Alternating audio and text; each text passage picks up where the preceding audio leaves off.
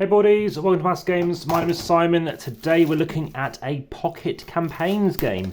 This is the second in the series. I will also be bringing you the third in the series. The first of which you may have seen in the thumbnail, that is The Cousins War. Why is it the second in the series? There's a number 2 on there. And yes, the other one does have a 3-2. Now, I do believe there might even be a fourth one in the tetralogy. Of course, presently I'm going to refer to this as a trilogy. It takes about 30 minutes to play, which I only discovered on the top or the bottom of the box. 1 to 2 player game. It takes 30 to 45 minutes, ages 12 plus.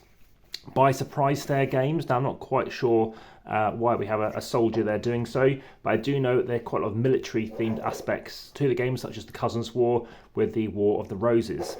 So as I said, this is 1 to 2 player game. I do have some card sleeves for this. These were swan sleeves given to me by the designer Alan Paul, who happens to be the founder or creator of this particular company.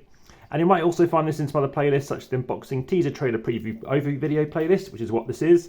It is also going to be going in my UKG playlist, where I got this last year, as well as it'll also be going in the How to Set Up Play and Review video playlist, once of course it's out, along with the sleeving playlist. So we do have some rather thick card stock going on here, close to 400 GSM.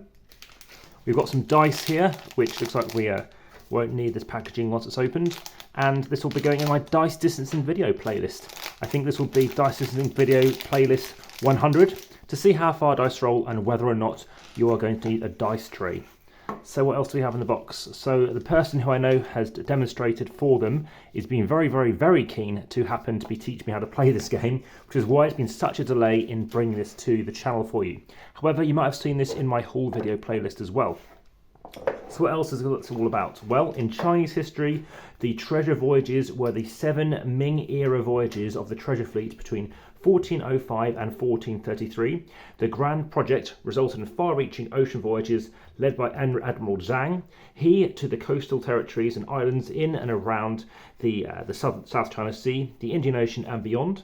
But on the landward side of the empire, border troubles were always brewing. So, with 2 players, 1 player is the Ming Emperor trying to complete the 7 treasure voyages, as well as protecting the Chinese borderlands from invading barbarians. The other player controls 3 barbarian factions who are trying to settle on the borderlands of China. So there's various components. We have 27 main card decks, that main game board, 27 solo mode barbarian bot cards, 12 green cubes, 12 white cubes, I'll show you in a second, 5 yellow cubes, 1 red cube, 5 discs, 7 junks, 3 dice, 3 white dice, a rule books for the solo and the 2-player variants.